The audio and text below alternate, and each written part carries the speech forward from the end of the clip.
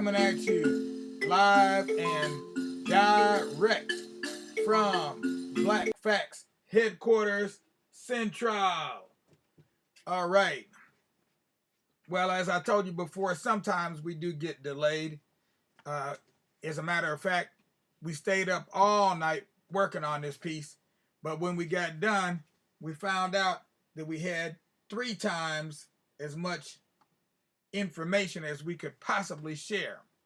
So therefore, we had to go back and rework what we had done so that we would have just enough information to be able to share for today. And that took us a little bit longer. But we've got an excellent program for you today, and we pared it all the way down as far as we could, so it shouldn't last more than 20 minutes. But what we're going to focus on today, we're not going to do Santiago de Matamoros. We're saving that one for tomorrow. We're going to do Santiago de Matamoros tomorrow, but for today, we're going to focus on black saints in Europe. We said we were on a search for black gods and saints, but we haven't shown you too many images of the saints. So today we're going to show you some images of the saints, and it should be good. So let's get with it. First and foremost, let's not forget to remind you, if you haven't done it already, give us a like. If you haven't given us a thumbs up, please go ahead and do that. And if you like what you hear and what you see, go ahead and subscribe to the Black Facts YouTube channel, Tubular Black Facts. That is our official Black Facts channel at this point. And we'll go ahead and jump right into our Kiswahili proverb of the day, which is Aria mja hunena, mungwana ni kutendo. Aria mja hunena, mungwana ni kutendo. And what that means is that action speaks louder than words. Okay? You can say you're going to do something, but are you really going to do it? And actions will speak louder than the words. So that's what we're going to do today. But we're not just going to speak louder with our actions. We're actually going to share some imagery with you, because one picture is worth 1,000 words. Now, if you happen to be watching this on Facebook, if you're catching this feed, this live stream on Facebook, let it be known you will not see the images. So the images to you are invisible at this point. The way to see the images is to go over to our Tubular Black Facts channel. That's Tubular. You go on over there, and you'll be able to see the images and hear the mellifluous sound of my voice at the same time, if that's your choice. Otherwise, you can just listen, and then you can check out the images later. It'll all be recorded on the Tubular Black Facts channel, and I may or may not get a chance to share this piece with you on Facebook. Sometimes I do, sometimes I don't at this point. I'm working on getting a streaming service so that our live stream will go live, and you'll see the same images on Facebook and YouTube. But right now, we don't have that, so you're just going to have to bear with us. Grin and bear it. And in the meanwhile, the image I've got up on the screen right now is an image of the cover of a book that we produced. It's called Black Hair Story.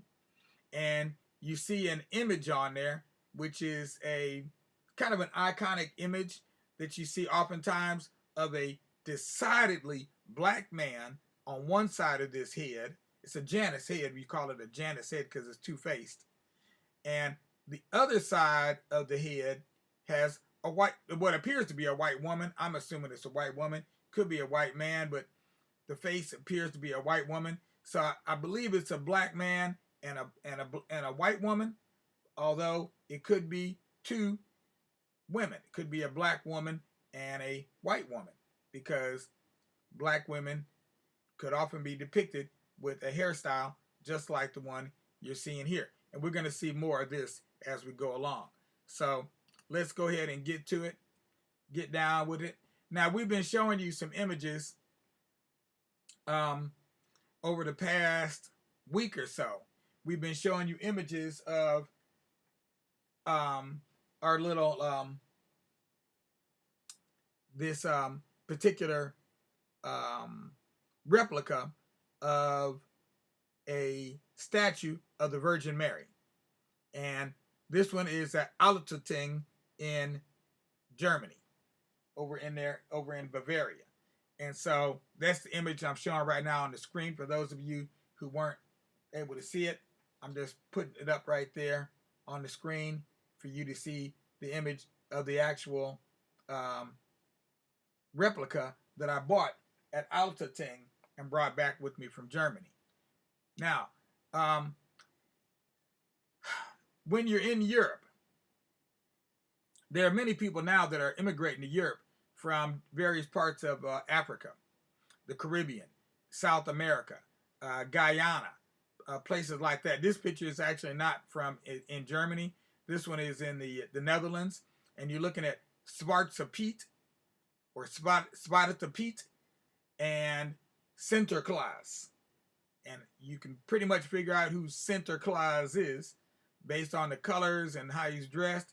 That is what we call Santa Claus.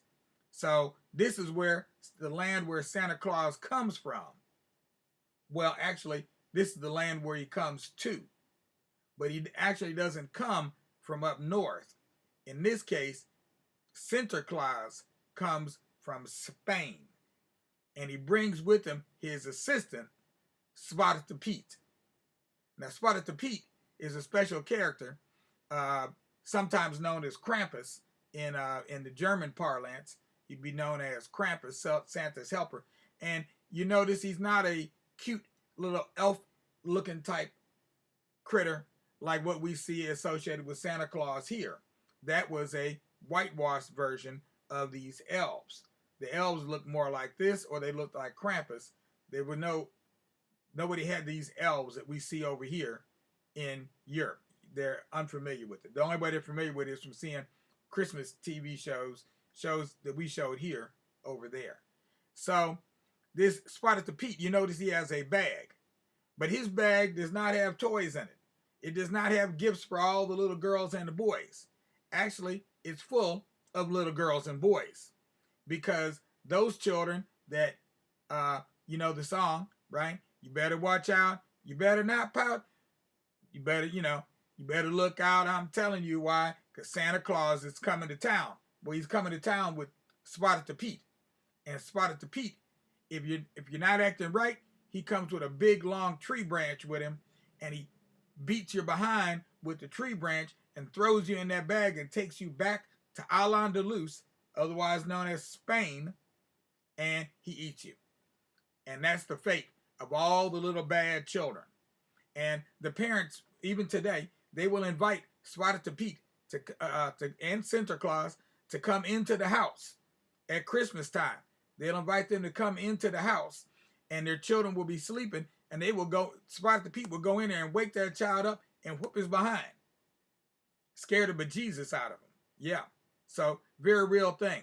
And so in Europe, this is a common image, but it's not the only image, and it's not the only way that black people are portrayed in the manner that you see here. And this person is dressed in blackface because Zwarte Piet is known. Zwarte means black.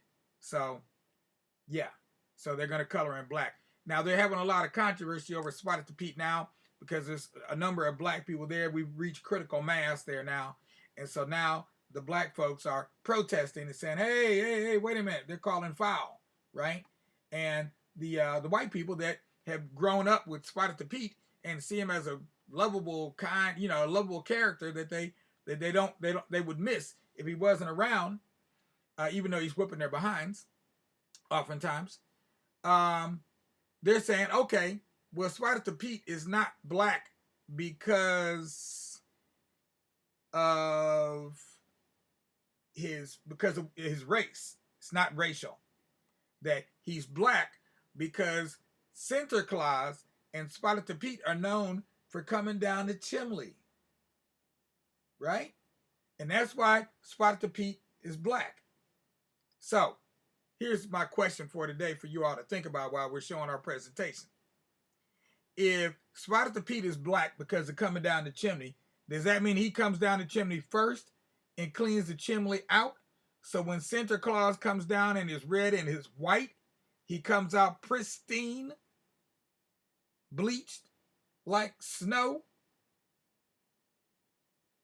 Think about that for a minute. How does that make sense? If both of them are coming down the chimney, how does one come out black because of the soot and the other one comes out looking like the board, clean as the Board of Health? Just something to think about. So, moving on from that, because I spent more time on that than I would like. This is an image of the 4 saints that that one of Germany's main cathedrals, if not the main cathedral, are dedicated to. And Saint Maurice is the one there, known to be black, be depicted as black. There's 5 different depictions, at least, that I've been able to locate at this cathedral of 5 life-size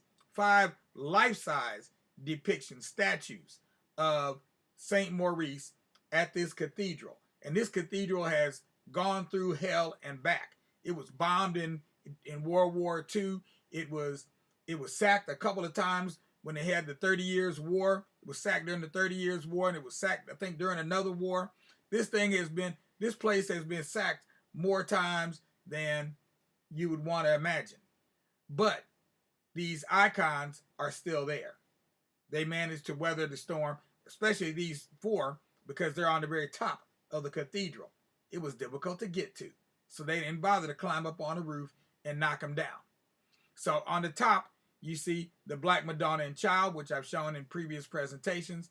Below her, to her left, you see Saint Maurice with the spear, and to the right, you see Saint Catherine of Egypt. So you got the Black Madonna and Child, Saint Maurice from of the Theban Legion, so that places him squarely in Egypt, Ethiopia, or the Sudan, take your pick, and then Saint Catherine of Egypt. So that would make all 4 of these saints that this cathedral is dedicated to black. And this is the cathedral. When you hear about the Third Reich, Reich means reign, and so Hitler talked about the Third Reich, the Third Reich, the Third Reich. That was a big deal during Hitler's time. Well, what were the Second and the First Reichs? What were they? So the First Reich was Otto the Great, and his bones are entombed in this cathedral. I had to walk around his tomb in order to take a picture of the primary statue I'd been seeing in books and on the internet for years of Saint Maurice. I had to walk right past his tomb in order to get there. Yeah, I did not know his reliquary was going to be there. I had no idea because I don't really go to graveyards and things. That was the First Reich. So that goes from, 862 or 962 AD all the way through till 1808. And then you had the Second Reich, and that was the Reich of Germany that ended with World War I. And then the Third Reich was from Hitler's time all the way through the end of World War II. And so so this cathedral is of primary importance historically in Germany, and it's still very important today. This is where the movement for reunification of East and West Germany under one rule was demanded. People came out into the plaza area and filled that plaza and demanded that Germany be reunified. So this cathedral was actually in East Germany before the reunification. And I had no idea that's where I was going. It's called Magdeburg Dome. Magdeburg Dome. That's D-O-M, no E on the end of that. Magdeburg Dome. Dome, it means cathedral in German. And here you see our next black saint. And this one is Saint Peter.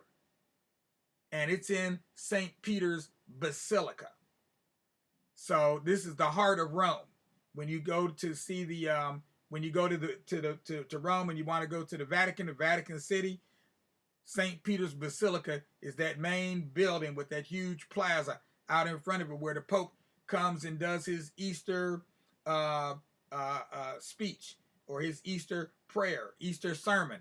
He does it there in St. Peter's Basilica, and throngs of thousands of people stand out there in the plaza. Well, this is how they depict St. Peter. Now we're going to get a little closer up to St. Peter and see how does St. Peter look.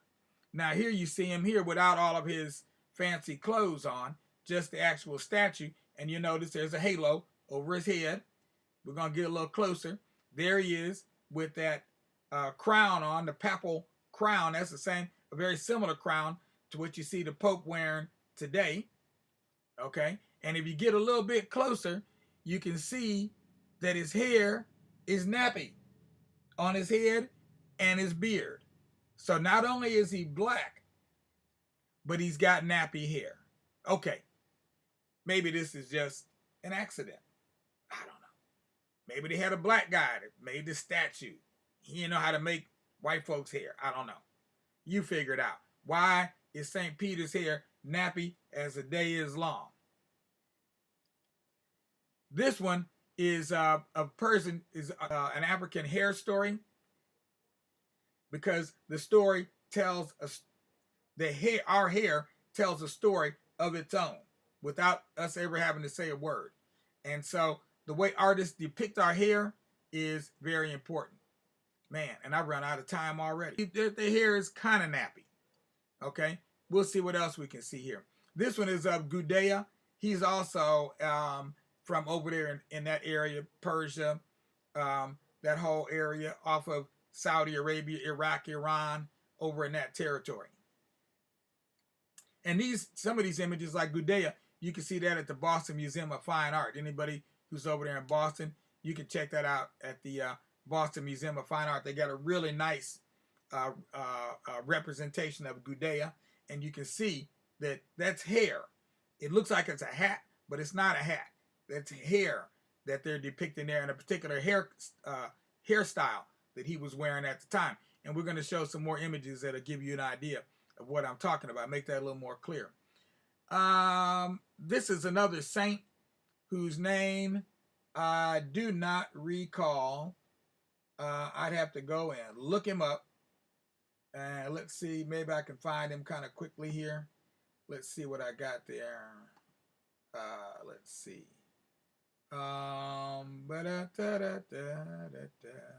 Here. Okay. All right, so I'll be looking him up. Meanwhile, I'm going to go ahead and keep scrolling on through. Now, here you see an image of a woman with hair like we saw. Where was it at? Not that one. There was another one. Where was that other one at? Okay, no, it's still not. We haven't seen another one yet. Okay, but we see her here with hair that reminds us of Angela Davis. For those of you who know who Angela Davis is. Okay, that's who immediately comes to mind when I saw it, was Angela Davis. Let's try here. Here's another representation. This is one of Buddha, so further east, but you can see here that they've gone to a lot of trouble to make these tight curls to represent Buddha's hair, and somebody came along and knocked off his nose. Well, it looks like they knocked off his whole head. So maybe the nose just got knocked off in the process. I don't know. You know, I've got to think about these noses because they keep getting knocked off for some reason. And I'm not clear on why are our noses always the part that gets knocked off. Everything else can be fine except for the nose. Yes, I think the nose knows. All right. This one is a woman from Rome. And this was a particular hairstyle that the wife of the emperor wore. So the empress used to wear this particular hairstyle. And so you'll note that it's very similar to the one of to the hairstyle that that woman was wearing that I said looked like Angela Davis. So just pay attention. Here we go. Keep moving. This one is from Nigeria. And I showed it to show that even when we represent ourselves, oftentimes we will use some of these artistic conventions, they call them, artistic conventions in terms of how we represent ourselves. All right? And particularly our hair. Here's another one here. And I showed this one because the very next one I show, shoot, not the next one. Where did it go? It's supposed to be the next one after that. I put it over there. I don't know where it went. It's around here somewhere. Okay, I've got another one you'll see. We'll come back to this one. I've got another one that you'll see of a man from, I think, Saudi Arabia. They found out, they dug him up from somewhere. And it's a really good representation of our hair. And when you can really see what it looks like. And this, what looks to be a crown on top of this person's head, it looks a lot like the way they represented his hair. Because these crowns originally were hairstyles before they were crowns. Now that saint that we were looking at earlier, I'm going to go back to him just for a second. Where'd he go? Oh, missed him. Nope. Must be right after St. Peter. This one. There he goes. This saint here, just for identification purposes, this is Saint Calogero of Agrigento. So I'm not sure if that's Italy or Spain or Portugal, but it seems to be a Latin-speaking country. Okay, one of the Latin countries. All right, and we're going to move right back over here. This one is from Egypt, and it's a good thing I've got my notes and everything over here so I can keep up with myself. Okay, and this one, I don't have an ID for it, so I'm not sure where it is. It's in a museum. I might have taken this picture myself. I'm not sure about that. Or I might have got it out of a book. But again, you can see another way our hair is represented. And then here, I put these in just to give you some contrast so you can see statues, see other representations that have color. And again, so you can see here how the Egyptians represented themselves. Should have been two of those. Was there another one? Nope. It's only one there. I don't know. Sometimes these pictures get mixed up, especially when I'm in a hurry. Now, Zulema Agra. Very interesting story about her. I won't tell the whole story, but in short, she was in the circus working for Barnum and Bailey, and particularly Barnum, because he was a real huckster. And what Barnum did, he wanted to get some examples of Circassian women from the East and bring them to the U.S. because they were into these ethnographic exhibitions where they exhibited people like they were like they were in a zoo, human zoos. Okay, and so he was looking around and he sent somebody to the East, and they knew that the only way they would find him would be part of a Turkish harem. And so the man pretended to be a Muslim and tried to get access to the Turkish harem, but sadly he failed and he wasn't able to do it. And so he had come back to America and he was talking to Barnum. And the way the story goes is that this woman, or a woman like her, walked into their area where they were at and was asking for a job. Obviously, a light-skinned black woman in the days before the curling iron, the pressing iron, the hot comb, the perm was available or affordable. And so she was light-skinned, but she had this nappy head of hair. And so when Barnum saw her, he said, there she is, the Circassian woman that I'm looking for the circus. And he made her a Circassian woman and advertised her as the epitome of white womanhood. Yeah, that's right. If she had been in the South, she'd have been Jim Crowed on the train. But when she was in the circus with Barnum, she was exhibited as a Circassian woman, the epitome of white womanhood. And there were a bunch of them. This one was actually part of an exhibition at the Woods Museum, but they all had a backstory that, you know, said that they were from the East, they were from Turkey, they spoke a different language, they had different cultural practices, etc. And they typically, you'll know them because their names always started with a Z. Zenobia, Zaluma, Zephiah, something. But their names typically started with a Z to make them more exotic, because whose name starts with a freaking Z? Yeah, they could have used the X, but nobody could say it.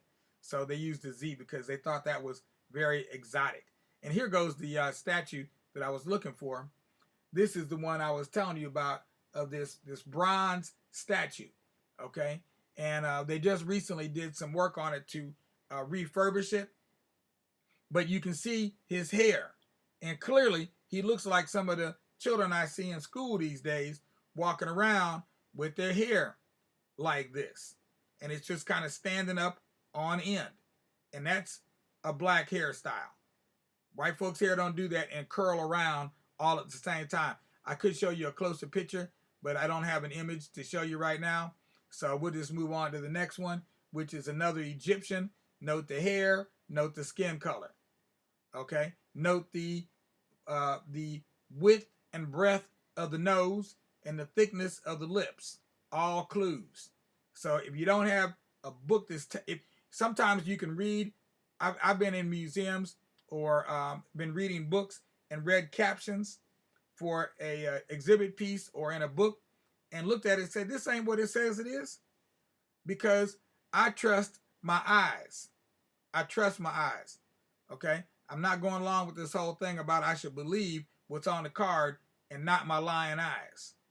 So believe what you see. Seeing is believing. Isn't that we said actions speak louder than words, but we said our motto for today is going to be one picture is worth 1,000 words. This particular one here is from Japan. Another depiction of Buddha. Particular type of Buddha. I forget the name of this particular Buddha, but it has a particular name. It's a well-known Buddha in Japan. And if you see any Japanese folks walking around with hair like that, you let me know. Because I think, well, no, actually now there are more and more of those because there are a lot of quote-unquote black Japanese. But back in the day, before all those black Japanese came, this Buddha was already, had already been created, was in existence, well-known, etc. So we need to do more research on this, but I'm told that in Japan, when they make an image of Buddha, they have a particular number of naps they put on his head. 626 naps. They got it down to a science. So if you're over there in Japan, you might want to do some more research on these Buddhas. This one here, I put in here just for effect. It's not actually in Europe. This is a picture of the coat of arms of Hawaii. Now, what do you think they're trying to tell us about the Hawaiians? Okay? Because one of those could be Kamehameha, or it would be some of his Kamehameha's attendants. Yeah. What are they trying to tell us? What did the original Hawaiians actually look like? Question for the day. This one you've seen previously, or if you've been watching my presentations, this is St. Maurice. This is a close-up picture of his head on top of the statue at Magdeburg Dome in Magdeburg, Germany, formerly East Germany. You can see they've colored his lips kind of reddish, might have faded over time. Clearly, he's a black man. You can see he has a wide nose, thick lips. You can also see his nose as well has been broken off. He has suffered some damage over time. He's a life-size statue, but his legs are missing. You know, it only goes down to the bottom of his dress. I take it maybe he was damaged in one of the bombings. They had aerial bombings they did of Magdeburg Dome during World War II. Now, here's another one. This is a film portrait found that you can find today in the Royal Museum of Scotland, but it comes from Egypt. The Fayum portrait, Fayum is in Egypt. So it's an Egyptian woman. You see features that give you an idea that she's black, is just as black as Zalayim or whatever her name was, Zenobia, that we looked at earlier, that Circassian woman. She's at least as black as her. And you see her hair is quite nappy. So again, you're seeing these conventions. So I'm pointing these conventions out so that as I do future presentations, when you see these things, I won't have to do so much explaining about who they are and what they are, because you've got the clues. I'm giving you the keys to the kingdom. This one is another representation. I wish I could remember the name of the emperor that this woman is connected with, but I can't quite pull it up. I have to look that up later. It should have said right here on my in my information section, but for some reason I don't have an information section for that one. Now we're back to Saint Maurice.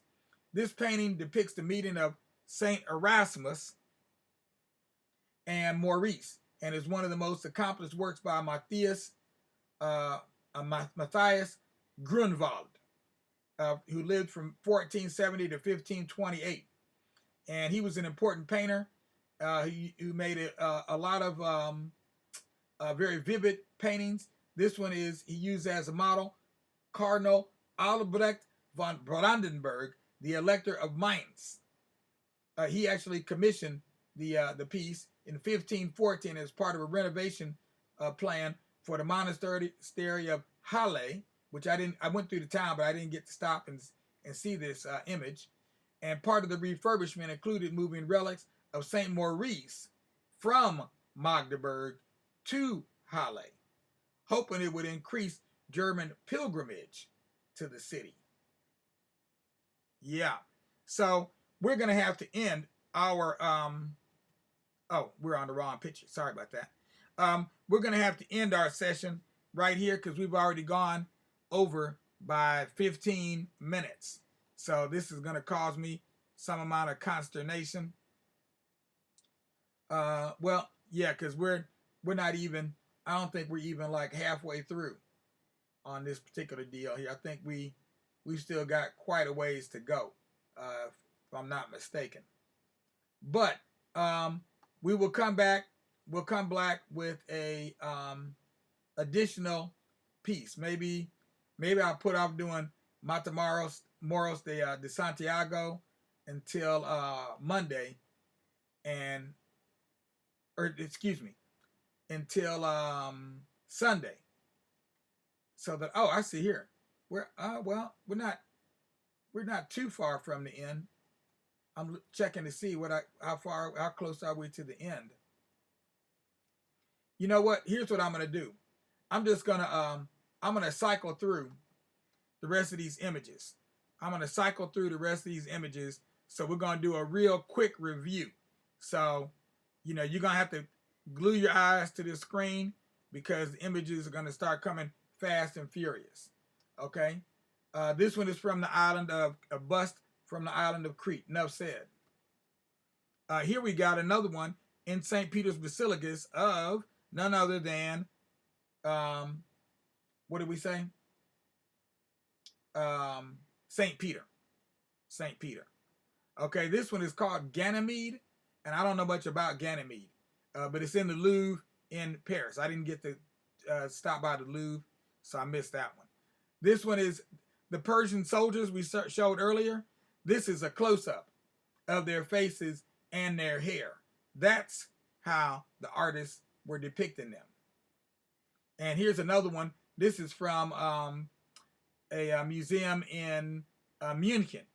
That's from a museum in Munich. And again, you can see just the hair of the beard here being depicted on this. This is actually a helmet that has a face piece attached to it, like a fake partial face mask attached to it. This one, I don't know where it's at exactly, but it's probably of Roman or either Greek origins. And you can see they knew what black folks look like. We'll have to do a whole separate piece just on that. This is Our Lady of Montserrat in I think that's in Spain. And this is a book by J.A. Rogers, Nature Knows No Color Line. Excellent book. You can get it. You can find it online. Look for it. Get a copy of it. Read it. The picture you're seeing on the front, that is the ancestor of the current royal family of England. Current royal family. So when they talk about Meghan Markle and her having black blood, they already had black blood in the family. That's why they were concerned about how the baby was going to come out looking. They were worried that two of those black genes might meet up from Prince Harry and Meghan, and the baby just come out straight black. That's why they were concerned. Here we have a image, a Janus head, a two-faced head. On one side is a black person, on the other side is a white person. I took it that this face here is a male, and that on the other side is a female.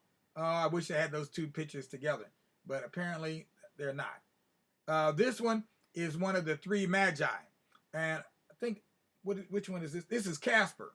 When they talk about Casper, the friendly ghost, I want you to think about this picture of Casper, the youngest of the three magi, bringing frankincense to Jesus.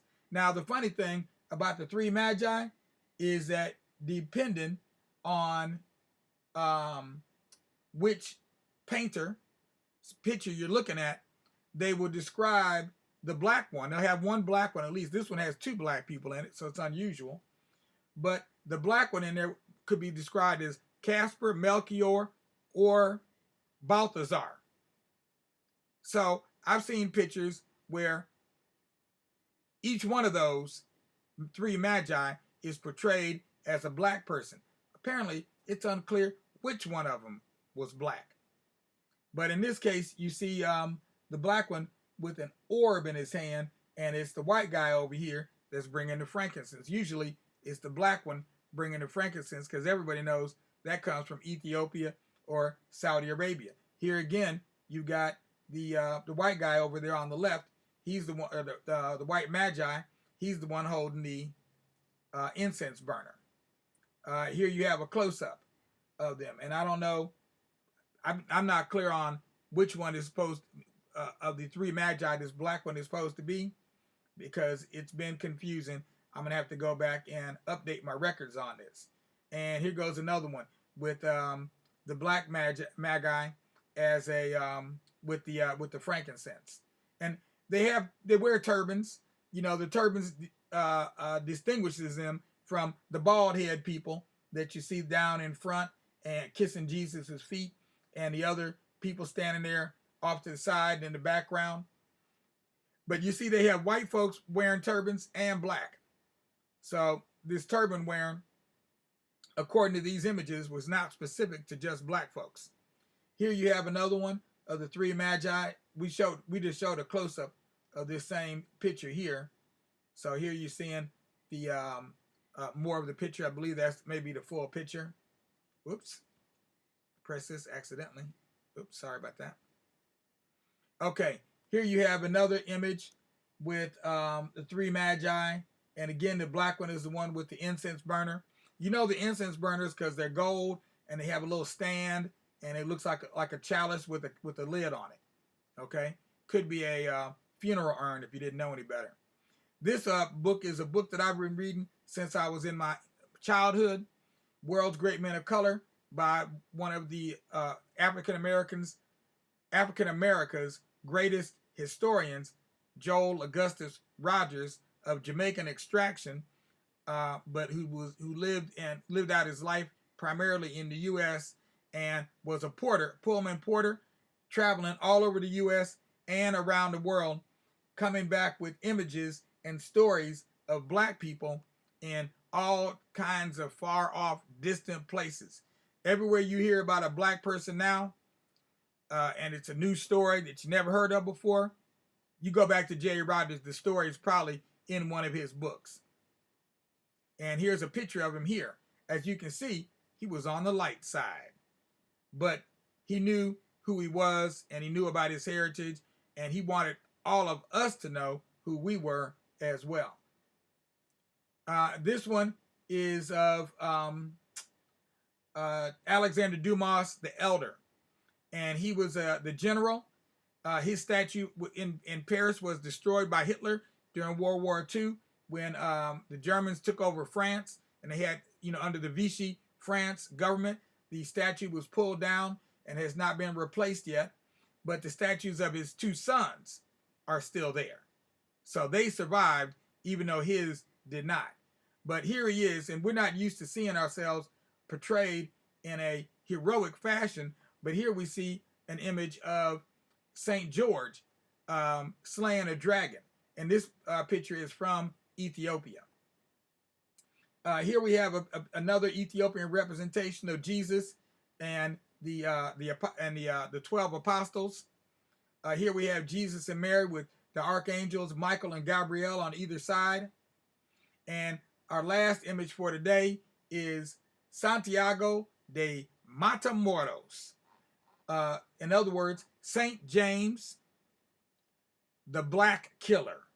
Matamoros, Mortos, whenever you see Mortos, that's a code word for black. Okay? It means black person. There's no getting away from that. You can erase it out of all the books and take it off the storefronts and off the apothecaries and everything else you want to take it off of. But in the end, when you see Santiago de Matamoros, they're not getting rid of that statue. He's staying there, and his name stays with him. Santiago de Matamoros. I got a whole story to tell about Santiago de Matamoros. And this one, I believe, this statue is at the Compostela Cathedral. And so it's at the end of El Camino de Compostela, which is a very popular pilgrimage route from all points in Europe down into Spain, across the northern part of Spain, all the way to the coast. And that's where you find this statue in the Compostela Cathedral there. Well, it might not be in that theater. It might be in an abbey. I forget the exact location, but it's in Compostela. It'll be in that town somewhere. Okay, so you can look for it there. There are many more depictions of him, and I'll be sharing those with you in an upcoming presentation. We're just trying to keep up right now. I'm starting to try to produce these presentations with more advanced notice, but they're quite difficult. I never realized how much information I had collected over the last 16 years of researching Black history from around the world. I had no idea.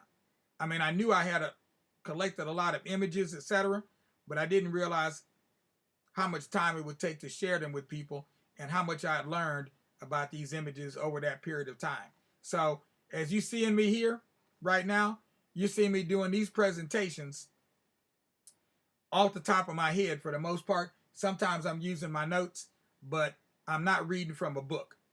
So if it sounds like I'm live and sometimes I may have to backtrack, that's because that's exactly what this is. This is live. Live and direct from Black Facts Headquarters Central. You're looking at Tubular Black Facts. You're on the Tubular Black Facts channel. This is Doc Ock. I'm signing off about now, but I want to remind you one more time, if you haven't already, give us a like. If you're seeing us on Facebook, give us a thumbs up. If you're looking at us on YouTube, and of course, make sure to subscribe to the Tubular Black Facts channel. And while you're at it, don't forget to share with your friends and your family. Yeah, I said it just like that, your family. That's right, that's my way of saying family. I'm working with my language, my linguistic skills, making up, coining phrases as I go. So we'll be back tonight at 9 with more on with more about the story of Ona Judge. The book is called Never Caught, and she was an enslaved African on the Mount Vernon plantation of George Washington until he made the mistake of taking her with him to New York City because girlfriend escaped.